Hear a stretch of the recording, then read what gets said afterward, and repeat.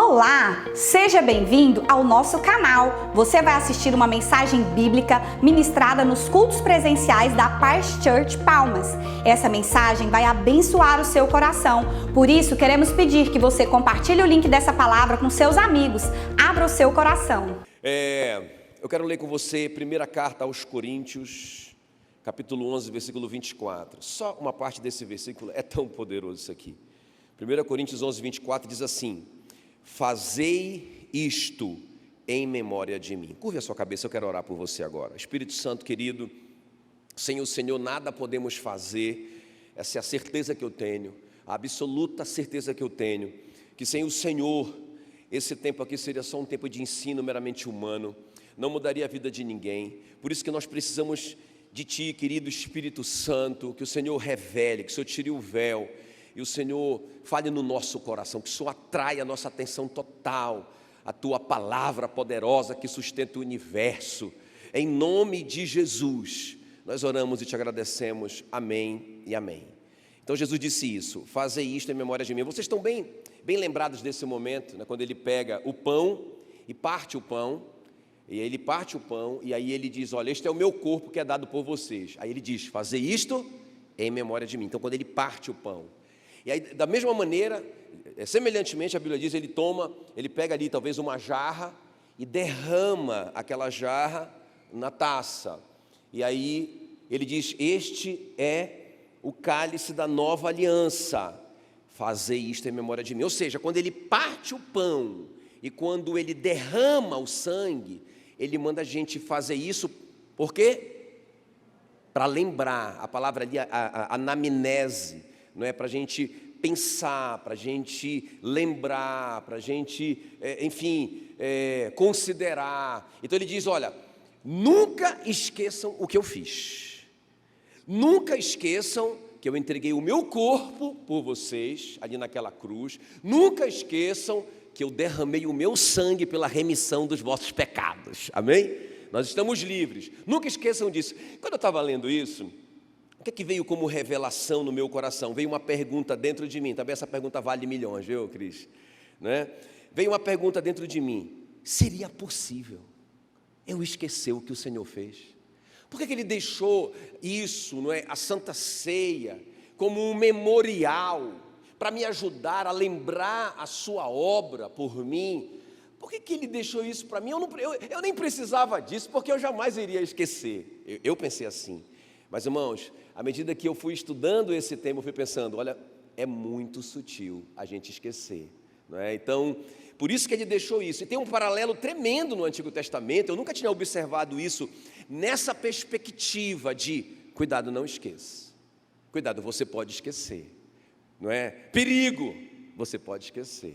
Então, no Antigo Testamento, a Páscoa foi estabelecida como um memorial. Êxodo 12, 14 diz: olha, este dia vos será por memorial, e o celebrareis como festa ao Senhor nas vossas gerações, e celebrareis por estatuto perpétuo. E na verdade, o que é a ceia? O que é a Santa Ceia? A Santa Ceia foi a última Páscoa. Percebe o paralelo? Então, a Santa Ceia, quando Jesus fez foi a última Páscoa dele com os discípulos. Dali ele saiu para ser crucificado. Então, qual era o objetivo da Páscoa? Não esqueçam que vocês eram escravos no Egito, e sem vocês terem poder suficiente para saírem de lá, pela graça o Senhor redimiu vocês, comprou vocês, o sangue do Cordeiro foi derramado no lugar de vocês, vocês saíram de lá. Agora eu vou fazer uma festa, vocês têm que celebrar essa festa, para que vocês nunca esqueçam disso. Eu fico pensando: puxa vida, mas Israel jamais esqueceria o que Deus fez. Mas a minha Bíblia diz que eles esqueceram. Então, quando Jesus me diz: parta o pão e tome o vinho, derrame o vinho, para lembrar o que eu fiz, aí eu fico atento. Meu Deus, é para a gente não esquecer o que Ele fez. Inclusive, se você ler o livro de Deuteronômio, o capítulo 8 todo, você vai ter várias vezes essa frase: guarda-te, não te esqueças do Senhor teu Deus. Por que está lá na Bíblia isso? Aqui Deuteronômio 8:11, não olha, guarda-te, ou seja, cuidado, ou seja, tem uma placa enorme de perigo. Não te esqueças do Senhor teu Deus. O apóstolo Paulo, no Novo Testamento, também adverte a igreja. Efésios 2:11, ele diz: portanto, lembrai-vos, ou seja, nunca se esqueça, lembrai-vos de que outrora vós estavais sem Cristo, não tendo esperança, sem Deus no mundo, mas agora em Cristo, vós que antes estavais longe, foste aproximados pelo sangue de Jesus. Não esqueça disso, foi o sangue dele derramado, não esqueça disso. Vocês estavam longe, vocês não tinham como se aproximar de Deus, o sangue dele aproximou vocês novamente. Lembre o preço que foi pago. Deus está dizendo para Israel no Antigo Testamento: vocês lembram o preço que foi pago?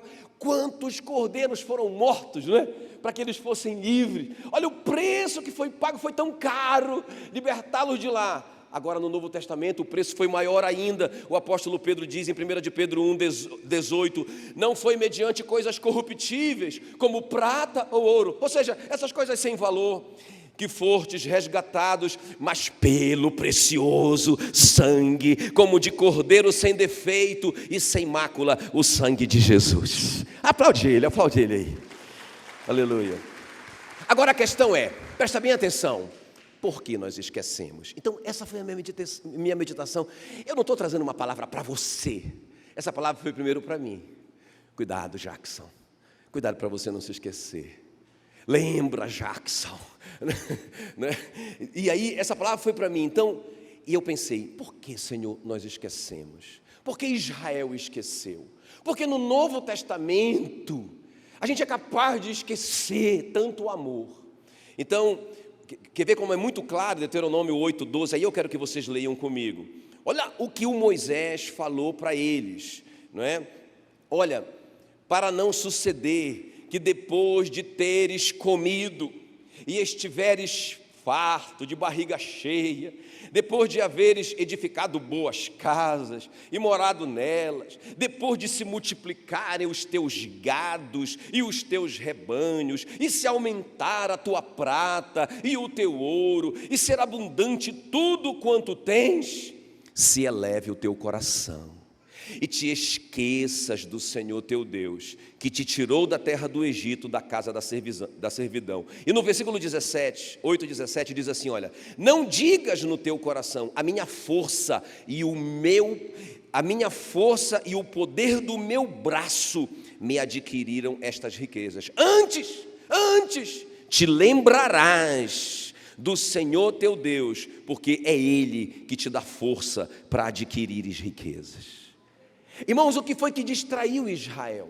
O que foi que fez Israel esquecer o que Deus fez no Egito? Eu não estou falando da próxima geração ainda, eu estou falando da mesma geração que viu todos os milagres no Egito, a mesma geração que atravessou o Mar Vermelho, a mesma geração que viu codornas caírem do céu para eles comerem, a mesma geração que viu águas sair da rocha, a mesma geração que viu uma muralha se ajoelhar diante deles, a mesma geração, irmãos. Essa geração esqueceu completamente o Senhor. Por quê?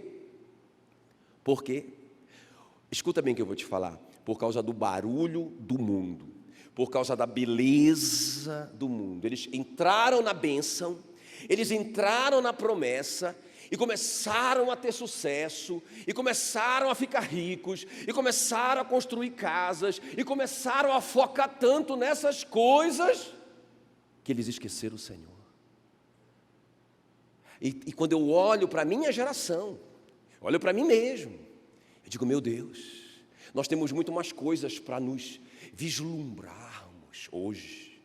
O mundo está muito mais atraente do que naquela época, não é? Muito mais atraente, muito mais barulhento, muito mais apelativo. Olha, irmãos, nós somos uma geração que corre muito perigo. Quem está me entendendo? Eles esqueceram, eles se distraíram por causa do barulho e da beleza do mundo. Eu estava pensando esses dias, alguém estava falando, olha, é interessante que o sol exerce poder e influencia as marés dos oceanos, o sol. Eu nem sabia disso. Eu sempre ouvi que era a lua. Aí essa pessoa disse, e essa pessoa é uma pessoa muito entendida do assunto, ela falou, não, mas a lua exerce mais. A lua exerce mais influência sobre a maré do que o sol. Isso é mesmo. E por que isso? E depois eu fiquei pensando, olha, é porque na verdade, é por causa... Olha, imagina que o sol, enquanto que o sol tem 1.400.000 quilômetros de diâmetro, olha o tamanho dele, a lua tem menos de 400.000. É um cisco, né? Perto do sol. É menos do que 1% do sol. Mas por que a lua exerce mais influência sobre a terra, sobre o mar, sobre as marés? Vocês são inteligentes, porque está perto. Porque está perto. O dinheiro está mais perto de nós do que o céu. A fama está mais perto de nós do que o trono de Deus. As coisas, o mundo que está aqui pertinho da gente, nos influencia mais. Não deveria ser assim. É sobre isso essa palavra, não é? Nos influencia mais, nos afeta mais do que o sol da justiça. Não deveria ser assim. Quem está me entendendo? Amém, queridos? Então, o nosso tema hoje de manhã, como eu poderia esquecê-lo? Essa foi a palavra essa foi a pergunta de $1 bilhão. Como que eu poderia esquecê-lo? Quando eu fui lendo essas coisas e o perigo da gente esquecer, inclusive tem uma advertência séria em Deuteronômio 8:19, olha, se vocês esquecerem, se depois de tudo isso, todas essas ajudas para vocês lembrarem, como a Páscoa, e todas essas advertências de não te esqueças, não te esqueças e não te esqueças, mas se apesar disso vocês esquecerem do Senhor, seu Deus, Deuteronômio 8:19, perecereis. Irmãos, e o tom aqui não é de juízo. Olha, se vocês me esquecerem, eu mato você. Não, é um tom de misericórdia, de lamento. O tom é, o meu povo está sendo destruído porque lhe falta conhecimento. Entende o que eu estou falando? Então, esse é o tom. Não esqueça, porque, irmão, se nós esquecemos, eu vou te mostrar agora, nessa palavra. Se nós esquecemos, se nós nos distanciarmos, nós perecemos, mas não é por causa de castigo. Vocês vão entender por que perece. Por que a coisa quebra para tudo quanto é lado. E é o que eu tenho visto. Não é? É o que eu tenho visto. Eu tenho visto gente sair do nada e ficar milionária. E esquecer o Senhor. E eu vejo famílias destruídas, eu vejo filhos destruídos, eu vejo saúde emocional destruída, eu vejo a pessoa perecer. Quem está me entendendo? Então, irmãos, nós não vamos perecer, diga em nome de Jesus, porque hoje nós vamos decidir lembrar, não é? Então, vocês viram, o que é que a gente perde por esquecer? Perece em todas as áreas, mas o que é que a gente ganha? Por lembrar de Jesus, por pensar em Jesus, por fazer essa anamnese do que Jesus fez por nós, por a gente lembrar do pão partido, do sangue derramado. O que é que a gente ganha? Vocês estão prontos? Então eu quero te mostrar só 3 coisas, podia te mostrar 3.000, mas o nosso tempo não permite. Mas deixa eu te mostrar essas 3 coisas que são abrangentes demais, elas envolvem muitas outras coisas. Então vamos ver aqui, essas 3 coisas que quando a gente pensa em Jesus, como Ele viveu, irmãos, isso nos abençoa demais. O contrário também é verdadeiro, se a gente esquece, se a gente deixa o mundo nos vislumbrar, se a gente deixa o mundo turvar a nossa visão de Cristo, irmãos, a gente perece. Eu vou te falar, e eu estou te falando uma experiência prática, é isso que eu tenho visto na minha experiência prática. Tem alguém me entendendo aqui hoje? Então vamos ver? Então a primeira coisa que a gente ganha quando a gente lembra de Cristo, quando a gente lembra do que Ele fez. Primeira coisa, diga comigo, humildade. E você vai ver como que é importante isso. Humildade, olha o que diz aí Mateus 3,13. Vamos olhar para Cristo? Vamos olhar para Jesus, a vida dele.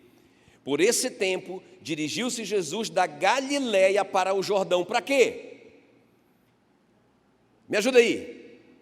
A fim de que João o batizasse. Você consegue pensar? Irmão, pensa nisso. Pensa no quanto Jesus era humilde. Nós estamos falando do Deus Emanuel. Nós estamos falando de Deus aqui. Jesus sabe quem Ele é. Ele sabe a identidade dele. Mas Ele sai da cidade dele. Ele faz uma viagem enorme para que Ele seja batizado por João Batista. Irmãos, quem que batizava? O mais espiritual batizava o menos espiritual. O líder batizava o seu discípulo. O que Jesus está fazendo aqui? Tanto que o João olha para ele e diz: eu é que preciso ser batizado por ti, e tu vens a mim para eu te batizar. Você está vendo a humildade de Jesus? Irmãos, aquele momento que Jesus entra nas águas para se cumprir a justiça, e ele se submete a João Batista, que é primo dele, que tem praticamente a mesma idade. Pensa bem, uma coisa é a gente de repente se submeter ao mega top pastor super poderoso das galáxias. Agora, submeter a um cara que viveu comigo, estudou nas mesmas escolas comigo, tem a mesma idade, e eu sei que eu sou maior do que ele. E aí eu chego lá e me submeto a ele, e me baixo, para ele me batizar. Irmãos, eu penso que esse momento foi tão gigantesco, tão colossal, tão sei lá o quê, eu não tenho nem adjetivos para falar, que nesse momento a Bíblia diz que o céu se abriu. Diga glória a Deus. Interessante, em nenhum outro momento da vida de Jesus, até aquele momento, ele está com 30 anos de idade, aconteceu isso, o céu se abriu. Deus se humilhando diante do homem. Que coisa maluca isso, irmão. O céu se abre e aí o Espírito Santo desce sobre Jesus. O Deus Espírito Santo desce sobre Jesus em forma de pomba, desce sobre ele, e naquela hora Jesus ouve a voz do próprio Pai dizendo para ele: tu és o meu filho amado. Eu imagino Deus: eu te amo, meu filho, eu te amo por esse seu coração tão humilde. Tu és o meu filho amado, porque em ti me comprazi. E é interessante que não é coincidência que dali Jesus sai para o combate, o grande combate contra Satanás no deserto. Por que não foi antes?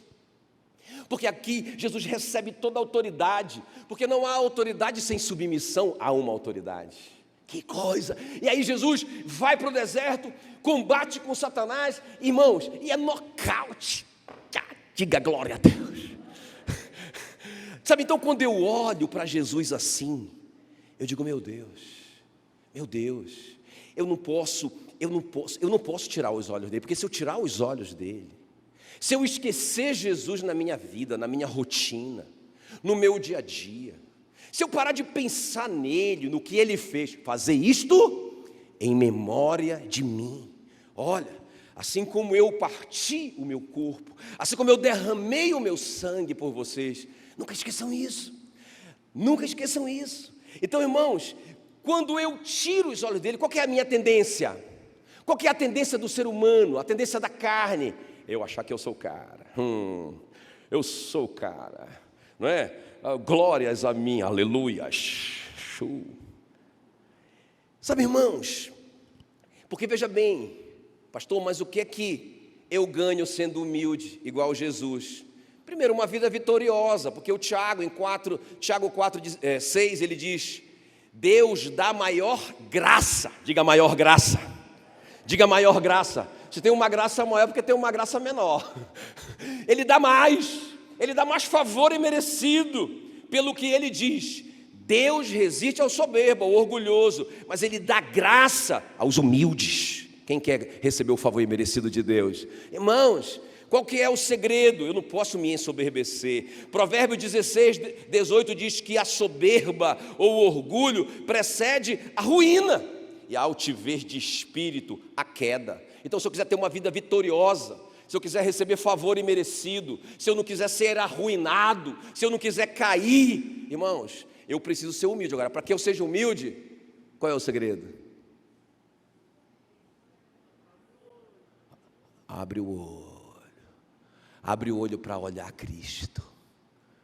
Não fique vislumbrado com o mundo, não é? Cuidado com a paixão pelo mundo. Cuidado para você não se grudar aqui. Você não é daqui, nunca se esqueça. Você está passando por aqui. Você é peregrino aqui. Amém? Muito bem. Outra coisa que eu ganho por ser humilde é a autoridade. Eu quero ler isso com você, Filipenses 2:5. Tenham a mesma atitude demonstrada por Cristo, Embora ele sendo Deus, não considerou ser igual a Deus. Não considerou que ser igual a Deus fosse algo a que devesse se apegar. Embora ele era Deus. Em vez disso, ele esvaziou a si mesmo, assumiu a posição de escravo e nasceu como ser humano. Quando veio em forma humana, humilhou-se e foi obediente até a morte, e morte de cruz. Por isso Deus o elevou ao lugar de mais alta honra e lhe deu o nome que está acima de todos os nomes. Você quer crescer em autoridade?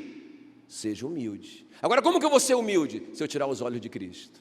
Então, irmãos, quando eu olho para Cristo, se submetendo ao João Batista, quando eu olho para Cristo, a Bíblia diz lá, se submetendo aos seus pais.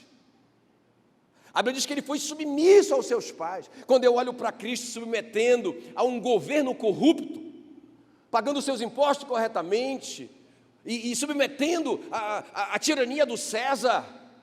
Quando eu olho para Jesus assim, sendo humilde, eu fico constrangido. E eu digo, meu Deus, tenha misericórdia de mim. Me ajuda a não esquecer o Senhor. Como eu poderia esquecê-lo? Quem está me entendendo? Se você começar, irmãos, a se achar, lembre de Cristo. Esse dia um amigo meu, que ele é engraçado, ele já está assim, né? Ele é jovem igual eu, muito jovem igual eu, um pouco mais velho do que eu, mas ele falou assim uma coisa interessante. Ele falou, rapaz, quando uma moça bonita, Miss Universo, olha para mim e me dá moral, eu tiro o espelhinho que eu sempre levo no meu bolso. Aí eu olho para mim, cara, cheio de ruga, com dente amarelo de velho. Eu dou uma olhada de perfil, vejo o meu barrigão. Entende? Aí eu me olho bem. Aí eu digo, não, cara. Aí eu guardo meu espelho e digo, não, rapaz, ou essa mulher está doida, não é? Ou então ela está pensando que eu tenho dinheiro, mas eu não vou pensar maldade sobre ela. Não, isso é coisa do diabo, porque a Miss Universo desse jeito, se interessando por um homem desse, isso é coisa de Satanás mesmo, porque ela sabe que eu sou casado. Se você começar a se sentir alguma coisa, se olha no espelho. Qual é o espelho, pastor? É a palavra. Veja quem você é lá, veja de onde você saiu, lembra-te do buraco de onde saíste, lembre do Egito, lembre de que você saiu de lá, e que foi o sangue de Jesus que te tirou de lá. Não esqueça o que Ele fez por você, aleluia. Segundo lugar, como irmãos, eu poderia esquecê-lo? Então, a segunda coisa que eu recebo por lembrar dele, gratidão. Eu aprendo a ser uma pessoa mais grata. Olha o que diz aí João 6, versículo 11. Vamos olhar para Jesus. Olha a gratidão dele. João 6, 11. Então Jesus tomou os pães e, tendo dado graças, distribuiu-os entre eles, e também igualmente os peixes, quanto queria. Diga comigo, Jesus tomou os pães e, tendo dado graças. Irmãos, isso aqui é tremendo, né? Porque presta atenção, quantos pães ele tem na mão? Quem lembra? 5. Quantos peixes? Peixinhos, a Bíblia diz. 2 peixinhos, a Bíblia diz. Ele tem 5 pães e 2 peixinhos. Quem está me entendendo? Quanto que ele precisa? Quem lembra? Quantos homens tem ali, fora mulheres e crianças? 5.000.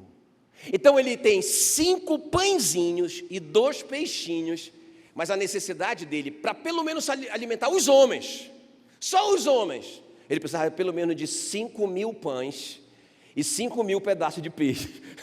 Irmão, o que eu quero dizer com isso? Que ele agradeceu, ainda que ele não tinha o suficiente. Agora, quando eu penso nisso, eu penso, meu Deus, ele é o Filho de Deus. Ele é o filho que Deus se alegra. Tu és o meu filho amado, em ti eu me comprazo. Ele é o primogênito. Antes ele era o unigênito, o único filho. Depois da cruz, ele se torna o primogênito entre muitos irmãos. Ele é Deus. Ele é o verbo da vida. Ele estava com Deus antes da fundação do mundo. E ele não tem o suficiente, é isso que eu estou entendendo. Ele tem uma necessidade de 5.000 pelo menos. E ele só tem 5. Como assim? E o que ele vai fazer com esses 5? Ele vai agradecer. Eu digo, meu Deus. Aí eu fico constrangido. Porque quando eu penso no que eu já tenho recebido dele, pela graça, que não teve nada a ver com obra nenhuma, quando eu penso que eu estava perdido nos meus pecados e delitos, e ele me amou, e ele derramou o seu sangue, e ele partiu o seu corpo por mim, me deu vida, me arrancou. A Bíblia diz que ele me tirou do império das trevas e me transportou para o reino do Filho do seu amor, de graça. Eu digo, meu Deus, como que eu posso ser ingrato? Como que eu posso reclamar de alguma coisa, se o Senhor que poderia reclamar ali, puxa vida, Pai, o Senhor não está entendendo, essas pessoas vão embora do culto, porque elas estão com fome, já está gente desmaiando aqui, o Senhor não está entendendo, eu só tenho 5 pãezinhos e 2 peixinhos. Irmãos, ele agradeceu, e deixa eu te falar uma coisa, tem poder na gratidão. Tem poder na gratidão. Quando Jesus agradece, o céu estremece, aleluia. Olha o que diz o apóstolo Paulo em Hebreus 12, 28. Portanto, já que estamos recebendo um reino inabalável, sejamos agradecidos, e assim adoremos a Deus de modo aceitável, com reverência e santo temor. Nós estamos recebendo um reino inabalável, irmão. Sabe o que é um reino? Sabe, o reino é um país. Você tem que pensar isso, assim que eu penso.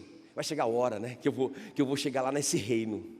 Não é um lugar, tudo branco, um jardim gigante e um rio no meio, que eu vou passar a eternidade andando em volta dele. Irmãos, é um reino. É um reino. A Bíblia mostra que tem hierarquias, que tem governos, que tem recompensas, que tem moeda, tem dinheiro, tem galardão. Por que eu vou precisar de mais galardão e o outro não recebe galardão? Porque vai ser um país, vai ser uma nação. Só tem um detalhe: Jesus vai reinar para sempre nesse país, nunca vai ter uma eleição, a gente nunca vai estar brigando por isso, ele vai estar reinando lá, e vai ser maravilhoso, nem olhos viram, nem ouvidos ouviram, nem jamais penetrou em coração humano, o que Deus tem preparado para aqueles que o amam. Então, como que eu posso reclamar? Irmãos, deixa eu só fechar esse ponto com esse exemplo, que eu acho tremendo. Pensa o apóstolo Paulo, ele está pregando o evangelho, e tem uma moça atrapalhando ali, porque ela está cheia de demônio. O apóstolo Paulo diz: olha, em nome de Jesus, sai dessa moça, e o demônio sai. Por causa disso, os caras se levantaram contra ele, e ele foi preso por causa disso. Ele e o Silas, coitado, foram presos. Eles foram acusados de crimes terríveis, e eles foram colocados, a Bíblia fala, no cárcere mais interior, e foram amarrados os seus pés no tronco, e eles pegaram muitas chicotadas, apanharam muito naquele dia. Quem está me entendendo? Irmãos, agora escuta, olha a gratidão deles. A Bíblia diz que à meia-noite eu fico imaginando aquelas costas todas inflamadas, eu fico imaginando o cárcere interior, era quase que como se fosse uma caverna debaixo da prisão.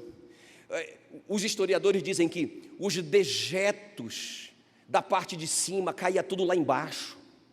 Era quase como que fosse uma fossa asséptica. E os caras que cometiam crimes hediondos ficavam ali naquele cárcere interior, amarrados em tronco, para não saírem de lá de jeito nenhum. Aquela vergonha, aquele fedor terrível, irmãos, aquela coisa horrorosa, e com a costa toda arrebentada, e sentindo dor demais. Sabe o que esses caras começam a fazer? Eu quero que vocês leiam Atos 16, 25, por volta da meia-noite, Paulo e Silas oravam, mas não só oravam, ó Senhor, nos tira daqui, eles cantavam e davam louvores a Deus. Essa palavra louvor, eulogia, significa enaltecimento e gratidão. Pelo que esses caras estão agradecendo, irmãos. Eu não sei se isso te constrange, isso me dá vergonha quando eu leio. O que esses caras estão agradecendo? Porque o que a Bíblia ensina é: se está alguém alegre, cante louvores. Mas eles não têm nada para estar alegres, a não ser que a alegria deles não dependa de algo externo. A não ser que a alegria deles seja um daqueles frutos de Gálatas 5. Amor, alegria, paz, bondade, benignidade, fidelidade, mansidão, domínio próprio.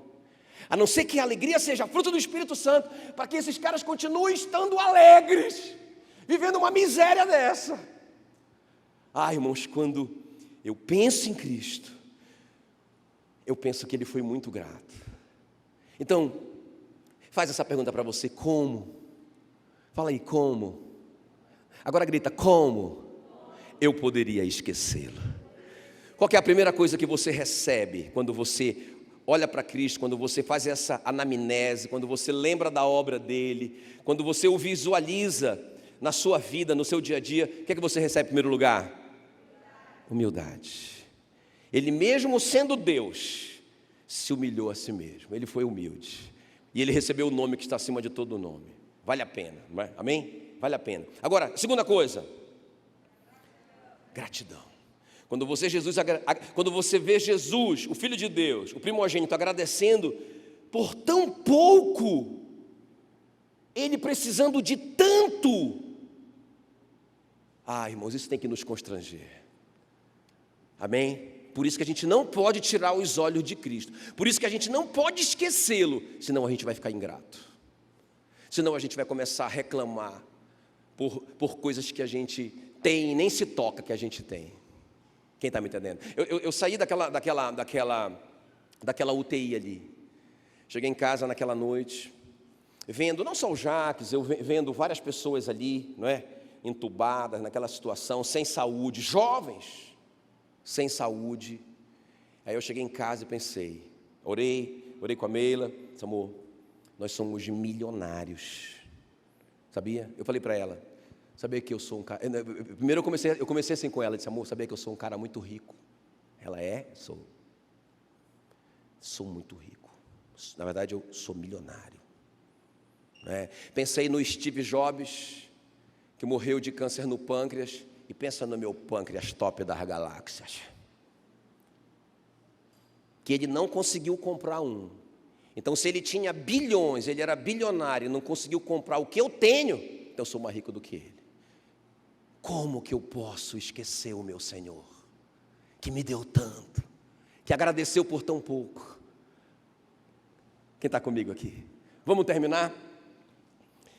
E a terceira e última coisa: perseverança. Irmãos, quando eu olho para Cristo, eu digo: meu Deus,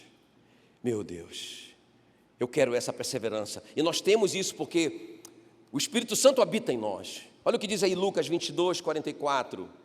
Estando ele em agonia, o homem Jesus, porque ele veio como homem, vocês sabem, ele deixou a sua glória, ele veio completamente como homem, ele foi tentado em todas as coisas. Olha o que diz: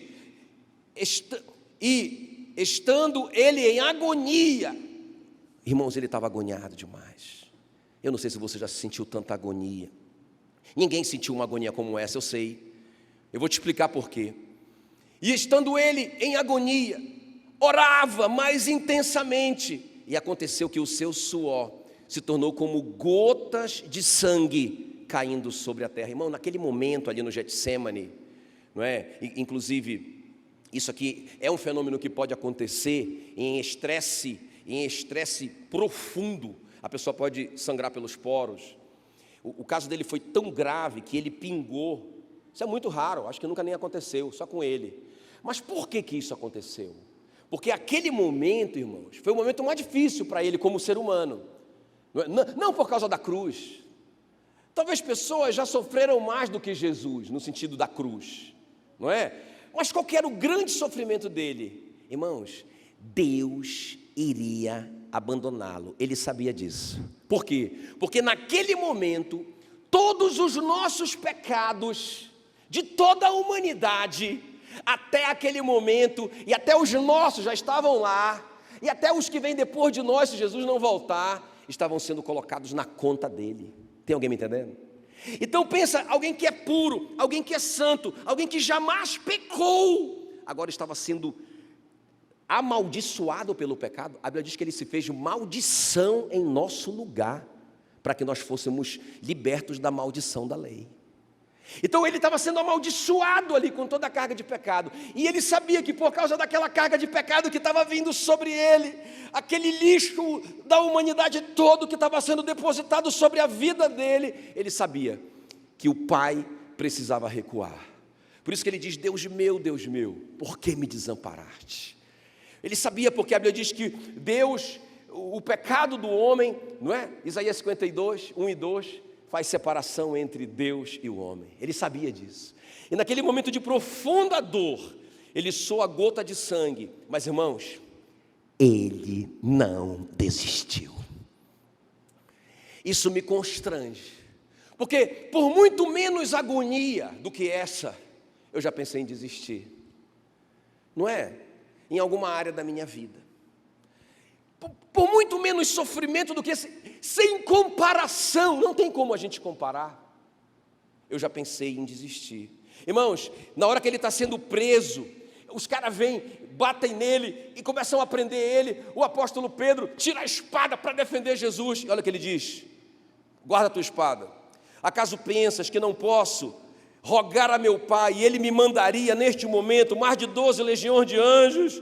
Como, pois, se cumpririam as Escrituras, segundo as quais assim deve acontecer? E ele não fugiu, ele não desistiu. Ele sabia que se ele fosse preso ali, era a prisão perpétua. Ele sabia que ele não sairia mais de lá. Ele sabia que era aquele momento. Mas ele não desistiu. E ele se deixou, ele se entregou. Quem está me entendendo? Ele não deixou os discípulos impedirem isso. Irmãos, e quando ele está na cruz? Pensa bem, quando ele está na cruz, e os caras vão passando lá, Mateus 27, 39, os que iam passando blasfemavam dele, e balançavam a cabeça, e diziam: ó, tu que destrói o santuário, e em 3 dias o reedificas, salva-te a ti mesmo, se és o Filho de Deus, desce da cruz. E ele não desistiu, ele não desceu da cruz, ele poderia descer. De igual modo, os principais sacerdotes, com os escribas e anciãos, escarnecendo, diziam: salvou os outros, a si mesmo não pode salvar-se, é rei de Israel, desça da cruz e creremos em ti. E ele não desceu, ele não desistiu. Confiou em Deus, pois venha livrá-lo agora, se de fato lhe quer bem, porque ele disse: eu sou o Filho de Deus. E os mesmos impropérios lhe diziam também os ladrões que haviam sido crucificados juntamente com ele, e mesmo assim ele não desistiu. Que perseverança! Amém, queridos? Isso é tremendo. Ah, está difícil para você, irmão. Não, olhe para Cristo.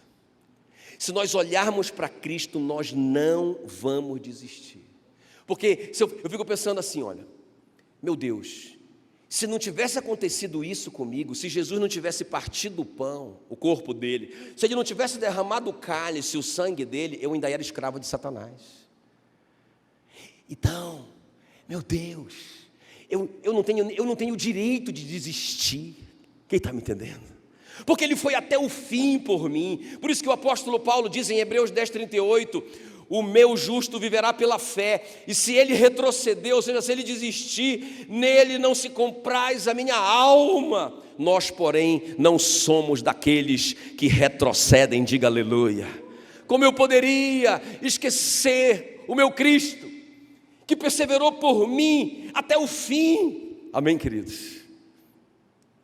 Aleluia, aleluia. Fique em pé no seu lugar, eu quero orar com você.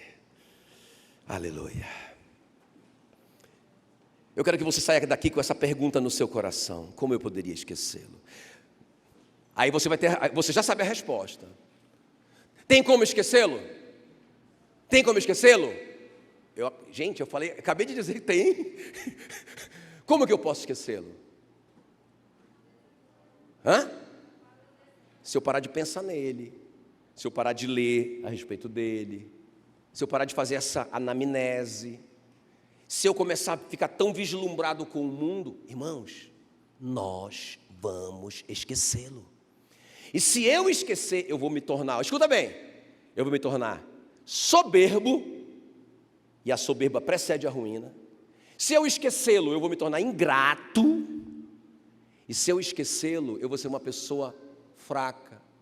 A Bíblia diz que quando a gente é provado, não é?